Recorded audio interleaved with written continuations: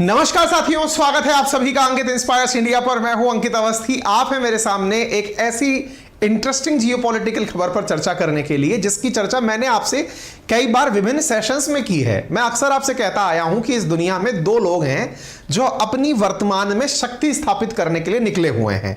एक तरफ है बाइडेन, जो ये मानते हैं कि भाई मेरी ही वजह से दुनिया चल रही है, और दूसरी तरफ है शी जिनपिंग, जो कि सोचते हैं कि अमेरिका का प्रभुत्व कैसे खत्म किया जाए। इसलिए आज के परिदृश्य में जहां देखते हो वहां अमेरिकी जो हेजिमोनी है, जो अमेरिकी वर्चस्व है, उसको चुनौती देता हुआ चीन दिखाई पड़ता है। हाल ही में एक ऐसा ही घटनाक्रम हुआ है जिसके चलते यह और क्लियर हो गया है। क्या? अमेरिका जब सेकेंड वर्ल्ड वॉर के बाद में यूएसएसआर से डरने लगा तो उसने अपना एक सैन्य गठबंधन बनाया जिसका नाम नाटो है, जिसमें हाल ही में एक मेंबर शामिल हुआ, 31वें मेंबर के रूप में स्वीडन। वर्तमान में उस सैन्य गठबंधन में 31 देश शामिल हैं। अमेरिका नाटो को अपनी बपौती मानता है। यह बात हमने कई बार अपने सेशंस में आप लोगों के साथ डिस्कस की है। हमने यह माना है कि अमेरिका नाटो को अपने साथ लेता है, उन्हीं को अपना माल बेचता है, उन्हीं के साथ में एकजुट रह करके दूसरे देश पर आक्रमण करने के धमकी देता है। यह बात हमने कईयों बार आपसे डिस्कस की है। फिलहाल क्या हुआ है? फिलहाल इसके इस घटनाक्रम में बहुत बड़ा लीकेज हुआ है। क्या लीकेज हुआ है वो मैं आपको बताऊंगा, लेकिन उससे पहले एक बार आप इन दो खबरों पर जरा नजर डाल लें। क्या खबर है? सबसे पहले आपके सामने अंकित इंस्पायर इंडिया पर 30 दिसंबर की एक खबर है जिसमें मैंने आपको बताया था कि दक्षिणी चीन सागर में ताइवान विषय को लेकर अमेरिका और चीन के विमान 20 फीट तक नजदीक आ गए थे। बहुत कम मार्जिन माना जाता है। 20 फीट तो आप गाड़ी चलाते हो ना, तो भी डिस्टेंस मेंटेन करके चलते हो। इतना नजदीक अमेरिका और चीन के जो जेट्स थे वो एक दूसरे के करीब आ गए थे। इतना खंबीर 2022 के एंड में ताइवान विषय पर अमेरिका और चीन सामने आमने आ गए थे। अभी 11 अप्रैल को, मुश्किल से 2 दिन पहले, मैंने आपको फिर एक खबर पढ़ाई जिसमें मैंने फिर आपको यह बताया कि देखो भाई, वो स्थिति थी जैसे तैसे, उसके बादल छटे। अब फिर से एक बार स्थिति वापस बनने लगी है। अमेरिका चीन के मुहाने पर बैठ करके युद्ध अभ्यास कर रहा है। ये दोनों जानकारियां मैंने आप लोगों को ताइवान विषय पर साझा की हैं। आपको ताइवान का पूरा घटनाक्रम पता चल गया। रिसेंटली क्या हुआ है अब वो जानिए साहब। रिसेंटली फ्रांस के राष्ट्रपति इमानुएल मैक्रोन चीन की यात्रा पर गए, और चीन की यात्रा पर जाकर उन्होंने एक ऐसा कमेंट दे दिया जिसके चलते चीन की तो हो गई बल्ले बल्ले, और अमेरिका के गठबंधन में हो गया लीकेज। क्या? जरा ध्यान से सुनिए। मैक्रोन ताइवान विषय पर चीन से बोलता है कि भैया हम वन चाइना पॉलिसी मानते हैं। वन चाइना पॉलिसी का मतलब क्या हुआ? वन चाइना पॉलिसी का मतलब हुआ कि चीन और ताइवान को एक ही मानते हैं, हम इन दोनों को अलग नहीं मानते। नंबर 1, अर्थात पीओसी यानी पीपल्स रिपब्लिक ऑफ चाइना और आरओसी यानी कि रिपब्लिक ऑफ चाइना दोनों एक ही हैं, यानी ताइवान चीन का ही हिस्सा है। यह मैं मानता हूं। यह तो चीन को सुननी थी बात, ये तो हम भी मानते हैं, इंडिया वाले भी, अमेरिका वाले भी मानते हैं।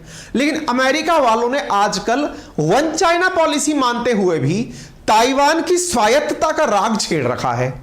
इस विषय पर जब मैक्रोन से सवाल पूछा गया कि अमेरिका तो ताइवान की ऑटोनॉमी की बात करता है, आपका क्या ख्याल है? इन्होंने कहा सुनो भैया, हम अमेरिका के सहयोगी हैं, गुलाम नहीं है। हम अमेरिका के सहयोगी हैं, उसकी बपौती नहीं है, जागीर नहीं है, नौकर नहीं है जो उसकी हर बात को मान ले।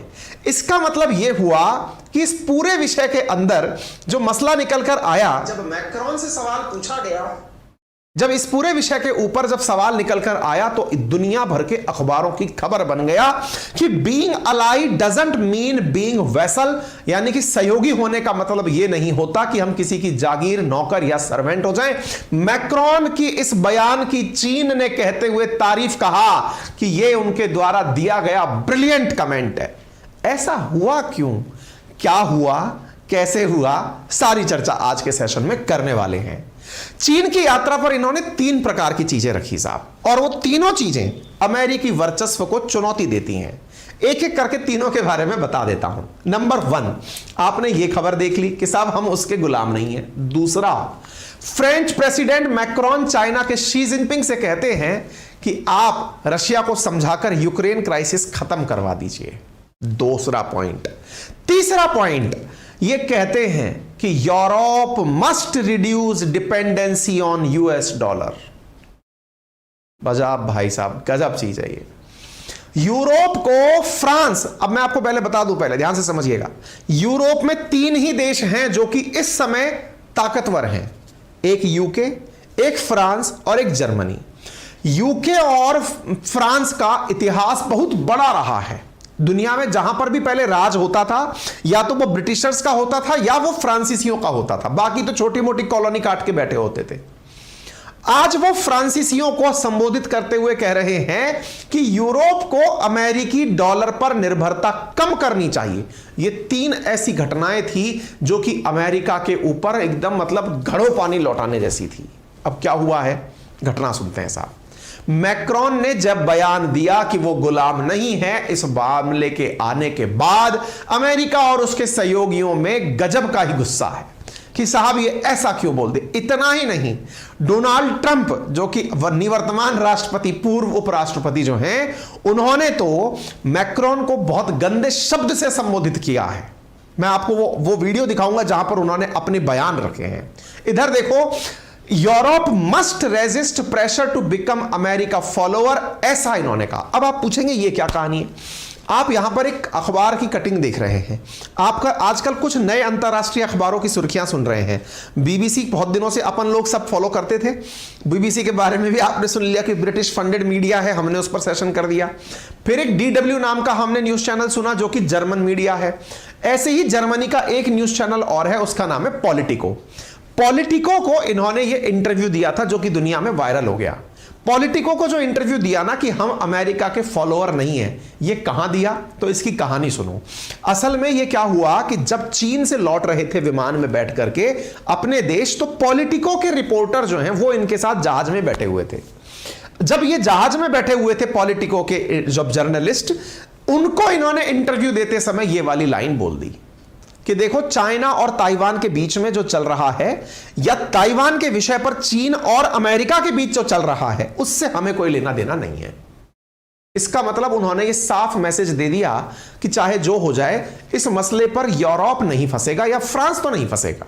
ऐसा क्यों कहा? इन्होंने गजब की बात बोली, पता है क्या? इन्होंने कहा कि यूक्रेन क्राइसिस में भी यूरोप ने कर क्या लिया। और यह सवाल सही भी है। आप सबने एक चीज इन दिनों नोटिस की होगी कि जो यूक्रेन क्राइसिस आया, उस यूक्रेन क्राइसिस पर अमेरिका तो अपने राज में वैसा की राज जैसा था, यूरोप पूरी तरह पिस गया। रशिया पर सैंक्शन अमेरिका ने लगाए, महंगाई यूरोप में बढ़ गई। यूक्रेन के साथ समर्थन में अमेरिका आया, जबरदस्ती सबको घसीट लाया, विरोध प्रदर्शन यूरोप के देशों में हो रहे हैं। यह बात तो बहुत खतरनाक है। मैक्रोन इस बात को समझ गए और उन्होंने इस प्रकार का बयान दे दिया। उन्होंने जो बात कही उसमें क्या कहा, जरा ध्यान से सुनिएगा। Speaking with politico, 2 French journalist after spending around 6 hours with Chinese president Xi Jinping से 6 घंटे मिलकर आए थे ये। इन्होंने कहा कि Macron emphasised his pet theory of strategic autonomy, कि मैं कूटनीतिक रूप से अपनी स्वतंत्रता पसंद करता हूं, मैं किसके साथ मिलूंगा, किससे बातचीत करूंगा, ये मेरी सोच है। और presently led by France to become a 3rd super power. ये 3rd सुपर पावर का कंसेप्ट क्या है? कीपिंग इन माइंड कि ये मानते हुए कि ये दुनिया की 3री सुपर पावर बनना चाहते हैं। मेरे कुछ पुराने सेशंस हैं जो मैंने पहले आप लोगों को किए हैं, जिसमें मैंने आज से लगभग 6 महीने पहले जिस चैनल पर अपन पहले क्लासेस लिया करते थे, वहां पर मैंने ये आपको सेशन इसी शब्द के साथ कराया था, जिसको कि मैक्रोन ने खुद ने बोला है। मैंने ये कहा था कि क्या फ्रांस 3रा सुपर पावर बनने की तलाश रहा है जमीन। क्यों? क्योंकि वर्तमान में फ्रांस कई अंतरराष्ट्रीय मुद्दों पर अपनी राय रखने आता है, और दुनिया भर में मैक्रोन चाहे रशिया की यात्रा पर हो, चाहे जब चीन की यात्रा पर हो, वो केवल इसलिए निकलते हैं ताकि लोग ये भी माने कि फ्रांस भी दुनिया में कुछ है जो कर सकता है। तो अमेरिका और चीन के बाद 3री सुपर पावर के रूप में खुद को स्थापित करने के लिए इन्हें अपनी लाइन अलग बनानी पड़ेगी, और अपनी लाइन अलग बनानी पड़ेगी तो यह बात बहुत गंभीर है। फ्रांस के राष्ट्रपति ने, इमानुएल मैक्रोन ने बुधवार को जब वो नीदरलैंड दौरे पर थे उस वक्त जो बयान दिया उस पर उन्होंने ये भी कहा कि वो अमेरिका के सहयोगी होने का मतलब उसका जागीरदार होना नहीं मानते। वो ताइवान की यथास्थिति को लेकर फ्रांस का पूर्ण समर्थन करते हैं, चाइना की जो पॉलिसी है उसे वो मानते हैं, और साथ में यह भी कहा कि यूरोप हमेशा उन लड़ाइयों में फंसता है जहां उसे नहीं होना चाहिए। क्या यह इशारा इस बात की तरफ तो नहीं था कि रशिया यूक्रेन वॉर के अंदर भी फ्रांस यह समझ चुका है कि यूक्रेन का साथ देकर के अल्टीमेटली उन्हें नुकसान ही हुआ है। अपने इस बयान पर फ्रेंच राष्ट्रपति ने कहा कि यूरोप हमेशा उन लड़ाइयों में फंस जाता है जो उसकी है ही नहीं, इस वजह से हम कभी भी अपने रणनीतिक हितों को देखते हुए फैसले नहीं ले पाते। यूरोप के लीडर्स को यह सोचना चाहिए कि ताइवान से जुड़े विवाद को और बढ़ाना हमारे हित में नहीं है। हम यूक्रेन में भी समस्या का समाधान नहीं कर सकते। ऐसे में हम ताइवान से यह किस बुनियाद पर कहेंगे कि अगर कुछ गलत होता है तो हम उसके साथ मौजूद रहेंगे? यह सिर्फ तनाव बढ़ाने का तरीका है। यार देखो, देर से आए लेकिन दुरुस्त आए। मैक्रोन का यह बयान किस बात से प्रेरित है, क्या लगता है आपको? यह बयान प्रेरित है भारत के बयान से। कौन सा बयान? जिसमें भारत ने डे 1 में दुनिया को एक ही लाइन बोली थी। जब दुनिया वाले भारत से कहते थे कुछ बोलो कुछ बोलो कुछ बोलो, भारत ने दुनिया को एक ही कंसेप्ट दिया था कि इस लड़ाई का पूर्ण रूप से केवल एक समाधान है, और वो समाधान क्या है? डिप्लोमेसी, डायलॉग और पीस। केवल रशिया यूक्रेन का यही समाधान है। कूटनीति से काम लो, बातचीत को बढ़ावा दो और शांति स्थापित करने का प्रयास करो। अरे आज इनको क्या बात समझ में आ रही है? ये केवल ये बोल रहे हैं कि हम ताइवान को किस मुद्दे पर दिलासा दें कि तुम्हारे साथ कुछ बुरा हो गया तो हम तुम्हारे काम आएंगे। अरे कैसे काम आएंगे? हम यूक्रेन का क्या कर पाए? हम यूक्रेन की किस प्रकार मदद कर पाए कि जो आज हम ताइवान को बोल रहे हैं कि हम तुम्हारे काम आएंगे? बड़ा सवाल है और जेन्युइन सवाल है। यह इन्होंने अपने इंटरव्यू में दिया है। लेकिन आपके दिमाग में यह प्रश्न बनेगा कि सर, जैसा आपने हमें बताया है कि क्रिमिनोलॉजी हो या पुलिस की इन्वेस्टिगेशन, उनमें एक सवाल बड़ा रहता है कि जब भी कोई घटना हो जाए तो इसका कारण जरूर जानना होता है क्यों हुआ, और इसके फायदे जरूर जानने होते हैं कि इससे फायदा किसको होगा। आपको क्या लगता है कि यह जो बयान दिया गया इसका कारण क्या हो सकता है? मैंने कहा इसके कारण एक कारण नहीं है, पूरी फहरिस्त है जो मैं आपको बताने जा रहा हूं कि आफ्टर ऑल फ्रांस का हृदय परिवर्तन कैसे हुआ। और इनसे जब बार बार ठहरा के पूछा जा रहा है आपने ऐसा बयान दिया था, क्या आप बयान पर कायम? बोले पूरी तरह कायम हूं। तो इसका मतलब कुछ तो मामला तगड़ा हुआ है। चाइना आनंदित है, चाइना खुश हो रहा है कि बहुत बढ़िया हुआ कि मैक्रोन को फाइनली कुछ समझ में तो आया, क्योंकि अल्टीमेटली अमेरिका ही है जो दुनिया को आत्मनिर्भर बनकर नहीं रहने देता है। ऐसी स्थिति में ट्रंप ने बयान देते हुए फ्रांस को कहा कि ये चाटुकारिता कर रहे हैं। मैक्रोन को कहा कि वो मेरा दोस्त तो है लेकिन वो शी जिनपिंग की चाटुकारिता कर रहा है। एक इंटरव्यू सुन लीजिएगा। You got this crazy world is blown up and the United States has absolutely no say, and Macron, who's a friend of mine, is over with China kissing his ass, okay, in China. Cheesing his ass. China. You take a look at Saudi Arabia. Look at what happened. They're great people. They wanted to help us. He goes over, gets a fist bump. You know what a fist bump means? Don't shake my hand because your hand's dirty. याद है कुछ घटना आपको ये वाली?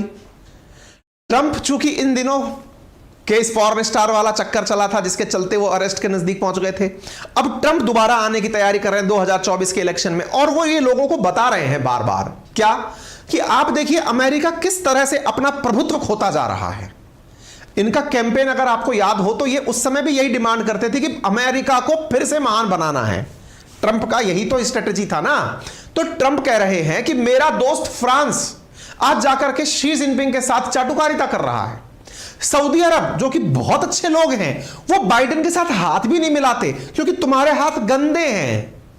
Fist bomb याद होगा आपको, ये वो वाली बेइज्जती है जब बाइडेन ओपेक कंट्रीज को मनाने सऊदी के पास आए थे और कहा था कि मैं आप लोगों के ऊपर लगे हुए तमाम आरोप मिटा दूंगा लेकिन एक बार के लिए ऑयल प्रोडक्शन जो है वो शुरू कर दो, लेकिन सऊदी नहीं झुका।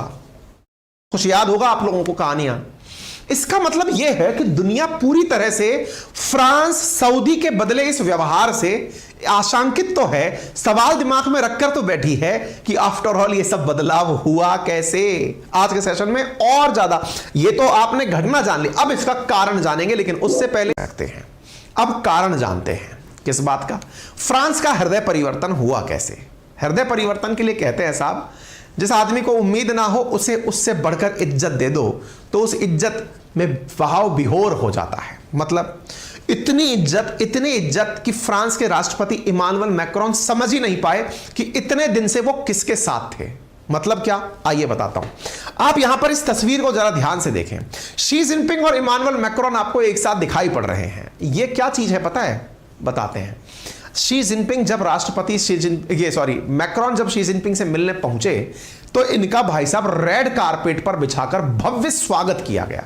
हालांकि ये अपने साथ में उर्सुला वॉन डेन को भी लेकर गए थे। उर्सुला वॉन डेन कौन, यूरोपियन यूनियन की जो हेड हैं, यूरोपियन यूनियन की जो प्रेसिडेंट हैं, उनको भी लेकर गए थे। लेकिन इनको कोई इज्जत नहीं दी गई, कोई कारपेट वारपेट कुछ नहीं। और मैक्रोन को शी जिनपिंग ने फुल इज्जत दी। तस्वीर देखिए। दुनिया में इज्जत से बहुत कुछ लिया जा सकता है भाई। सऊदी ने ऐसे चीन को इज्जत दी थी। ये देखिए मैक्रोन और शी जिनपिंग, ये चीनी सेना फ्रांस के साथ में कदम ताल करते हुए, फ्रांस के राष्ट्रपति को सम्मानित करते हुए। इतनी कल्पना नहीं थी फ्रांस को कि मुझे इतना सम्मान मिल जाएगा। दूसरी बात, पहले तो सम्मान ने कर दिया कांड। दूसरी कहानी क्या है, आपको याद है कुछ दिनों पहले मैंने आपको ऑकुस डील के बारे में बताया था। ऑकुस, ऑस्ट्रेलिया, यूके, यूएस। असली जो मिर्ची लगी है ना फ्रांस को, वो इस डील से लगी है। देखो, इस बात को अच्छे से दिमाग में बिठा लो कि इस दुनिया में बड़ा बनने का जो तरीका है वो है वेपन बेचो और बड़े बनो। वेपन बेचने के लिए कौन कौन से देश आगे आते हैं, तो दुनिया के अंदर वेपन विक्रेताओं में अमेरिका और रशिया कंपटीशन में रहते हैं। लेकिन उनके पीछे पीछे ही फ्रांस भी अपने आप को लेकर चलता है। फ्रांस ने हाल ही में एक ऐसी ही घटनाक्रम के कारण बहुत बड़ा नुकसान उठाया है। क्या, बताता हूं। आपको याद है एक ऑकुस करके डील है, और अगर नहीं पता है तो जो अपनी पाठशाला, अपना यूट्यूब चैनल है, उस पर हमने आज से 4 वीक पहले ऑकुस डील कवर करते हुए सेशन किया था अपने आरएनए के अंदर, जिसमें यह बताया था कि फ्रांस ने once upon a time Australia को $50 बिलियन का एक कॉन्ट्रैक्ट के तहत सबमरीन बनाने का ऑर्डर लिया था। ऑस्ट्रेलिया को सबमरीन की जरूरत थी। सबमरीन पानी के अंदर डूबकर चलने वाला जहाज, पनडुब्बी जिसे आप कहते हैं, उसको बनाने के लिए $50 बिलियन का कॉन्ट्रैक्ट फ्रांस के साथ हुआ था। फ्रांस के साथ हुए ऑस्ट्रेलिया के इस कॉन्ट्रैक्ट को यूके और यूएस ने मिलकर तोड़वा दिया। यूके और यूएस ने सीक्रेट टॉक करके फ्रांस के साथ ऑस्ट्रेलिया का डील तोड़वा के ऑस्ट्रेलिया को अपने साथ जोड़ लिया और गठबंधन बनाया ऑस्ट्रेलिया, यूके और यूएस, जिसे ऑकुस कहा जाता है। इससे परेशान होकर इमानुएल मैक्रोन ने तब भी कहा था कि यह पूरी तरह से हमारे साथ किया गया धोखा है। मेरे साथ चल रही डील को तोड़वा के तुम लोगों ने अपनी डील कर ली, यह मेरे साथ हुआ सरासर एक धोखा है। दूसरा कारण समझ में आ गया, क्योंकि असली में जब किसी का नुकसान होता है तो वो उसकी बदले की कार्रवाई जरूर करना चाहता है। अब तीसरा कारण, पहला कारण क्या था? पहला कारण था अत्यधिक मिली इज्जत, मैक्रोन को डाइजेस्ट ही नहीं हुई। दूसरा, ये तो तत्कालिक कारण था कि इज्जत के कारण भाव विहोर हो गए। दूसरा कारण क्या था? ऑकुस के अंदर जो इनको धोखा मिला था उससे ये पूरी तरह खार खाए बैठे थे कि जिस तरह तुमने मेरी डील तोड़वाई, ऐसे तुम्हें भी मैं कहीं ले जाकर पटक नहीं दूंगा। तो वो ताइवान का मुद्दा है, जहां तुम ले जाकर जहाज टकराने पहुंच जाते हो, मैं वहां जाकर तुम्हें मारूंगा। तो ये दूसरा कारण है। तीसरा कारण क्या है? बाइडेन वह दिखाई दे रहे हैं, जो दिखाई नहीं दे रहा है वो है नाटो का चीफ। असल में बाइडेन कहिए या अमेरिका कहिए, उनके कहे अनुसार नाटो काम करता है, नॉर्थ अटलांटिक ट्रीटी ऑर्गेनाइजेशन, जो कि एक सैन्य गठबंधन है। अमेरिका द्वारा सेकेंड वर्ल्ड वॉर के खत्म होने पर यूएसएसआर से उत्पन्न हुए डर को काउंटर करने के लिए एक गठबंधन बनाया गया था, जिसमें फ्रांस, जर्मनी, यूके सब शामिल किए गए थे, जो सेकेंड वर्ल्ड वॉर के अंदर, मतलब एक तरह से वो राष्ट्र शामिल किए गए थे जिन्हें यूएसएसआर का डर दिखाया गया था। यूएसएसआर तो 1991 में ही 15 देशों में टूट गया, जिनका सबसे बड़ा देश रूस बना, लेकिन नाटो आज तक चल रहा है और यह सैन्य गठबंधन लगातार तरक्की करता जा रहा है। इसी सैन्य गठबंधन में शामिल होने की यूक्रेन की डिमांड के चलते रशिया ने यूक्रेन के ऊपर हमला किया था। ऐसी स्थिति में फिलहाल जो नाटो के कारण स्थिति बिगड़ी है उसे आप यहां देख सकते हैं। स्थिति क्या है? फ्रांस के अंदर डेमोन्स्ट्रेटर्स यानी कि प्रदर्शनकारी डिमांड क्या कर रहे हैं कि फ्रांस को नाटो से बाहर आ जाना चाहिए। मजाक नहीं चल रहा है भाई। मैं कहता हूं ना, हर घटना के पीछे कोई कारण होता है, कारण कोई बहुत बड़ा है भाई। तात्कालिक रूप से तो इज्जत मिल गई, ये बिल्कुल वैसे हुआ, आप बहुत दुखी थे, बहुत जबरदस्त दुखी थे, अंदर ही अंदर घुट रहे थे, किसी ने सर पर हाथ लगा के बस पूछ लिया, बेटा क्या बात हो, आजकल बड़े उदास दिख रहे हो, बस अश्रुधारा शुरू हो गई। एग्जैक्टली ऐसा इसके साथ मैक्रोन के साथ हुआ। इतने दिन से भरा बैठा था ये गले गले तक, कैसे डील छिन गई। नाटो के कारण पूरे देश में झंडे उठ रहे हैं कि नाटो से बाहर निकलो। इसने कहा अब मौका है, इज्जत मिल गई, अब मैं बस बोल दूंगा। नाटो से बाहर निकलने का फ्रांस में डेमोन्स्ट्रेशंस चल रहे हैं, आप इधर देख सकते हैं। लोग यहां पर नारे लगा रहे हैं, let's get out of NATO, हमें नाटो से बाहर निकलकर आ जाना चाहिए। और तो और इमैनुअल मैक्रोन के खिलाफ जो लास्ट टाइम चुनाव लड़ी थी ना मैडम, उन मैडम ने इन दिनों इमैनुअल मैक्रोन के खिलाफ झंडे उठा रखे हैं। और वो क्या कह रही हैं? President Emmanuel Macron must resign, they criticized his government for supplying weapon to Ukraine, Ukraine को तुम वेपन दे रहे हो, इस कारण से हमारे देश में एनर्जी क्राइसिस आया, लोगों के ऊपर खर्चे बढ़ गए, लोगों के जो खर्चे थे वो बहुत ज्यादा इंक्रीज हो गए। ये आज तक नहीं हुआ। ऐसा कौन बोल रहा है? मराइन ले पेन, जो कि सेकंड रनर अप रही थी, यानी कि राष्ट्रपति के चुनाव में मैक्रोन के जस्ट बाद जो रही थी वो ले पेन थी, अदरवाइज यही राष्ट्रपति बनती। ले पेन का अगर अगली बार चुनाव जीतना हो गया तो नाटो से फ्रांस का निकलना तय हो गया, क्योंकि ये तो खुद कहलवा रही हैं लोगों से कि let's get out of NATO. इसका मतलब ले पेन जो है वो मैक्रोन से ये चाहती हैं कि मैक्रोन नाटो छोड़े, यही तो प्रेशर बना रही है। नाटो से निकलना फ्रांस की मजबूरी बन जाएगा, क्योंकि इनके देश के हालात सही नहीं है। कैसे? इनके यहां एनर्जी प्राइसेस आसमान छू रहे हैं। मैं आपको डेटा दिखाता हूं। यह है वॉर के कारण, रशिया यूक्रेन वॉर के कारण जो इंपैक्ट आया ना फ्रांस के ऊपर, आप उसे नोटिस करिए। फ्रांस 2019 के अंदर जो अपने ऊपर जीडीपी ग्रोथ रेट देखता था, कोरोना काल में 1.9% की थी। 2020 में इसकी ग्रोथ रेट माइनस में चली गई। 2021 में जब स्थितियां खुलने लगी, इनकी ग्रोथ रेट 6.8 के हिसाब से बढ़ी, लेकिन फिलहाल इनकी ग्रोथ रेट 2.5% के हिसाब से बढ़ रही है भाई।